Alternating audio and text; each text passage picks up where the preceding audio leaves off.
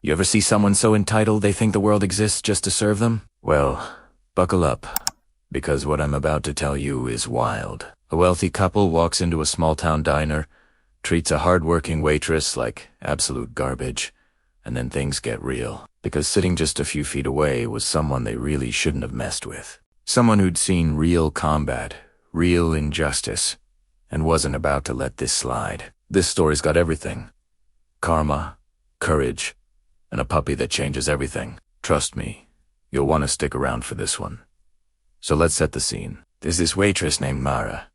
She's been on her feet for what feels like forever, pulling back-to-back shifts because life's been hitting her hard lately. Rent's overdue, bills are stacking up, and on top of everything, her 10-week-old German Shepherd puppy is sick. Like, really sick. Feverish, barely moving, the whole heartbreaking situation. His name's Scout, and he's this tiny, trembling ball of fur that she's desperately trying to keep alive. Now, most bosses would have said absolutely not when she asked to bring the puppy to work. But her manager had a heart, saw how worried she was, and let her tuck little Scout in a basket behind the counter. Between taking orders and refilling coffee, Mara would glance back at him, making sure he was still breathing, still okay. It wasn't ideal, but when you're broke and alone, you do what you have to do. The diner itself. Picture one of those classic American spots with vinyl booths, checkerboard floors, and the smell of coffee that's been brewing since dawn. Working class folks, truckers, stopping through, regulars who know everyone's name. It's the kind of place where people look out for each other.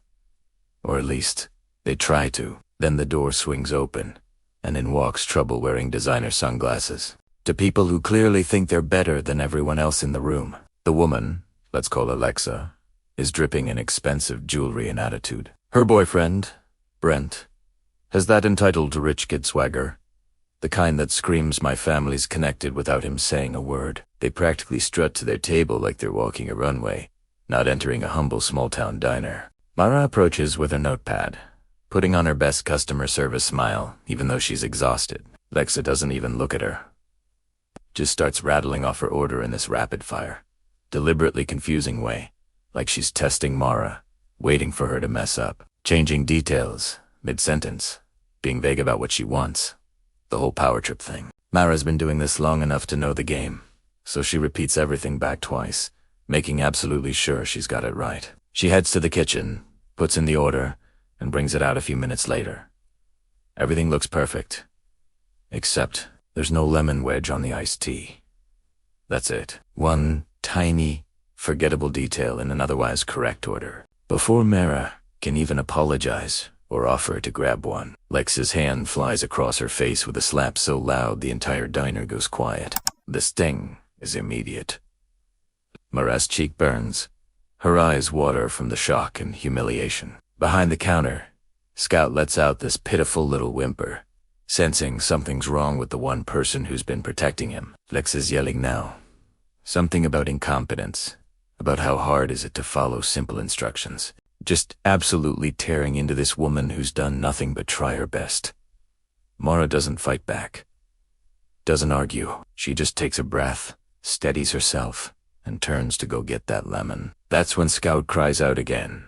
This week, sick sound that breaks her heart. She rushes over and drops to her knees beside the basket, hands gently covering his small, feverish body, whispering that it's okay, that she's right here.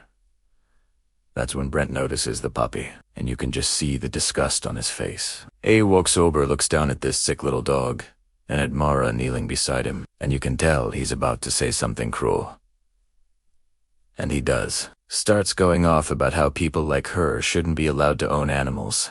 How if you can't even afford your own life, you have no business being responsible for another living thing. Every word is meant to cut, to remind her that in his eyes, she's beneath him. Mara tries to explain, her voice barely above a whisper, that Scout's sick and she just needs to keep an eye on him. She's not bothering anyone, not asking for anything, just trying to survive this shift and keep her puppy alive. But Brent isn't interested in explanations. Scout whimpers again, and Brent's face twists, with annoyance, and then he does the unthinkable. He kicks her, not a light nudge, a Forceful kick aimed at Mara while she's kneeling on the ground. She sees it coming and does the only thing she can think of. She curls her body around Scout, taking the full impact with her shoulder and ribs, making sure her puppy doesn't get hurt. The pain shoots through her, but Scout is safe, and that's all that matters. The entire diner is frozen. A cook in the back drops his spatula. Customers stare in disbelief.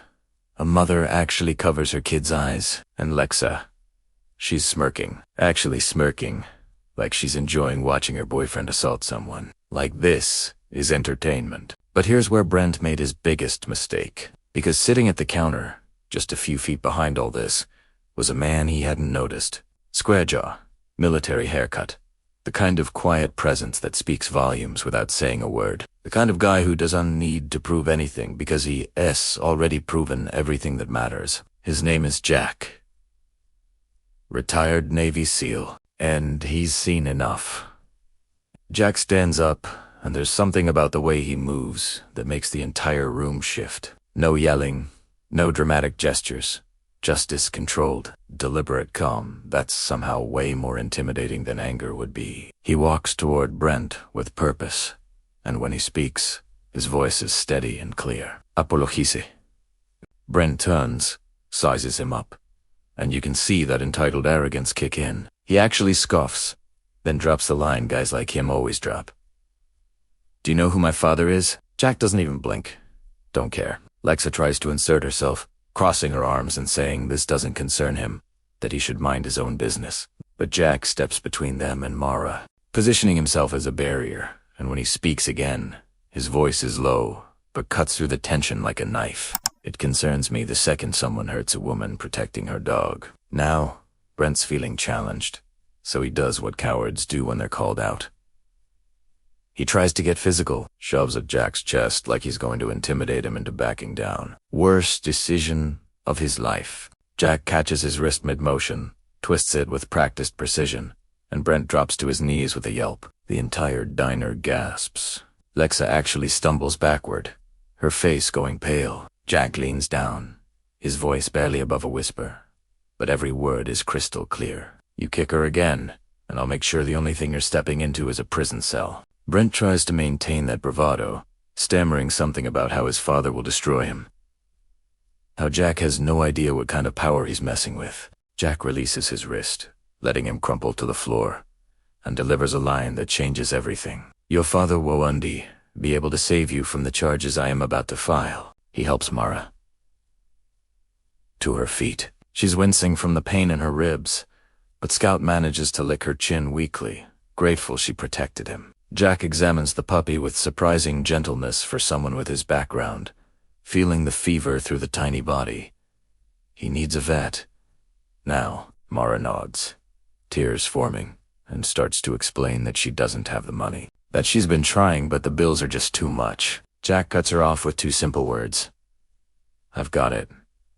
Let's go. As they start to leave, Lexa tries one last desperate play. Threatens to call the police, to say Jack attacked them, that they'll spin this whole thing around. But Jack stops in the doorway, holds up his phone, and says he's already recorded everything. Every word, every slap, every kick.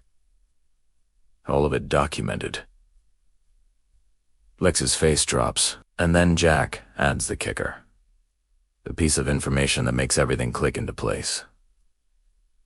The police chief you're about to call is under a federal investigation, and I'm the one leading it. The diner erupts in shocked whispers. Turns out, Jack isn't just some random customer. He's been working with federal investigators to expose massive corruption in the city. Brent's father, Lex's family business, multiple police officers, the whole rotten system that lets people like them get away with whatever they want. And they just assaulted someone right in front of the guy who was about to bring it all crashing down. Within hours, both Brent and Lexa are in custody. Their mugshots are all over social media before the sun sets. The local news picks it up. Suddenly, all those connections and all that money don't mean much when federal charges are involved. Their family's empires start to crumble as investigations that had been buried for years are reopened. Police officers get suspended. Politicians start scrambling. The whole corrupt web begins to unravel. And Scout Scout gets the medical attention he desperately needed. Turns out he had a severe infection that would have been fatal if left untreated much longer. Jack doesn't just drop them off at the vet and leave. He stays through every appointment, every anxious moment when they're waiting for test results, every recovery milestone. He's there when Mara's scared she might lose her puppy, and he's there when Scout finally turns the corner and starts getting better. A few weeks later, Scout is a completely different dog. Healthy, energetic, tail wagging constantly. The first time Jack walks back into that diner after everything that's happened, Scout recognizes him immediately, runs straight into his arms like they're old friends, barking happily, full of life. Mara watches with this warmth in her eyes, this genuine joy she hasn't felt in a long time. "You saved both of us," she says. Jack shakes his head. "You saved him. I just stepped in when someone forgot what being human means." Scout barks again, nudging their hands together like he's trying to push them closer, like even this puppy knows something good is happening here. And in a city that had been controlled for so long by wealth and intimidation, by people who thought they were above consequences, 3 unlikely heroes emerge. A waitress who refused to stop caring, a Navy SEAL who refused to look away, and a German Shepherd puppy who brought them together. What started as one of the worst days of Mara's life became the beginning of something beautiful, true justice actually being served. Real courage standing up to real evil, and connections forming between people who never would have met otherwise. The kind of new beginning none of them saw coming, but all of them deserved. Stories like this remind us that power and money don't make you untouchable. That, sometimes, the person sitting quietly in the background is exactly who you should be most careful around. That standing up for what's right, even when it's not your fight, matters more than we realize. And that sometimes, a sick puppy and a kind stranger can change absolutely everything. So if this story hit you the way it hit me, if it reminded you that good people still exist and justice isn't always just a fantasy, show some love. Drop a comment, letting me know what you thought. Hit that subscribe button so you don't miss more stories like this one, and share it with someone who needs to remember that the good guys do win sometimes. Because stories like Mara's, Jack's, and Scout's deserve to be told, deserve to be remembered, and deserve to inspire us to be better, braver, and kinder. Thanks for watching, and I'll see you in the next one.